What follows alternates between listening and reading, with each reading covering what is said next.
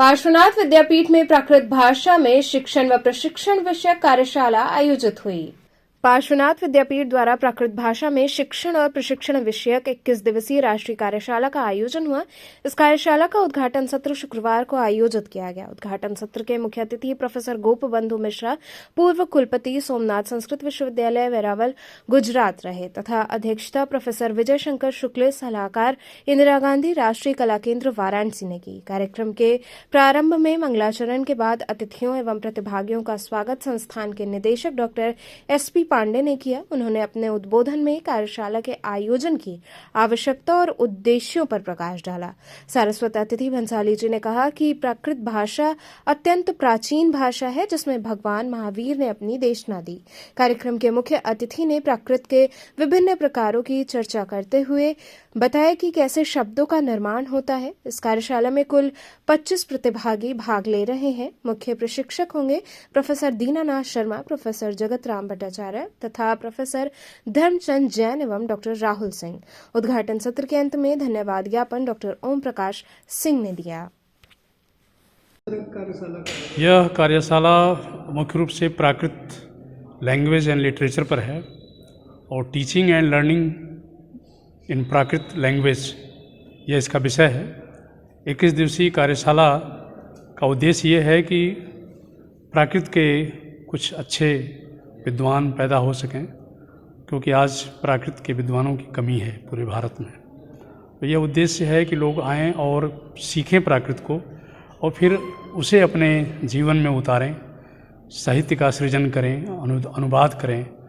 तो जैन धर्म दर्शन की एक बड़ी सेवा होगी, क्योंकि पूरा साहित्य जितना भी है वह जैनों का वो प्राकृत में ही नहीं लिखा गया।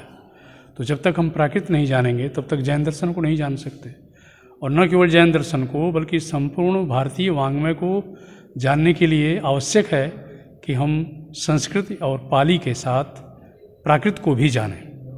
क्योंकि बहुत सारे ऐसे नाटक हैं, काव्य हैं, अभिज्ञान शाकुंतल है, मृच्छकटिकम है, अनेक ऐसे साहित्य हैं जिसमें प्राकृत भाषा का प्रयोग हुआ है।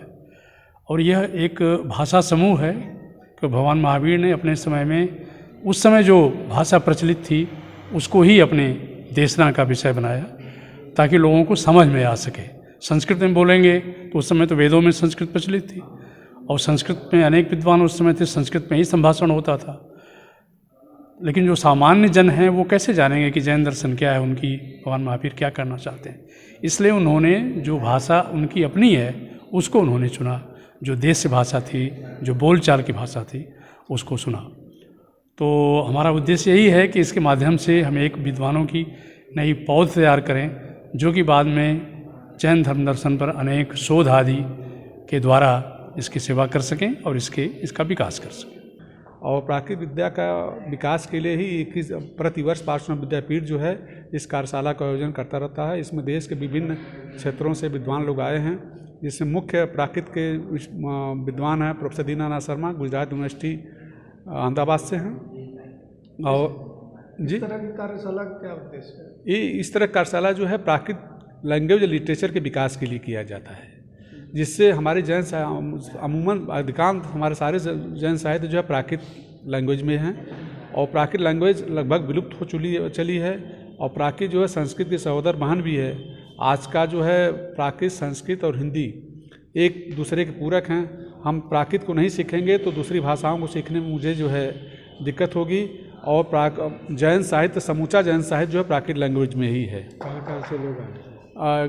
महात्मा गांधी काशी विद्यापीठ वाराणसी से हैं, बनारस हिंदू यूनिवर्सिटी से हैं और जो है गुजरात यूनिवर्सिटी अहमदाबाद से हैं, संस्कृत यूनिवर्सिटी बनारस से हैं।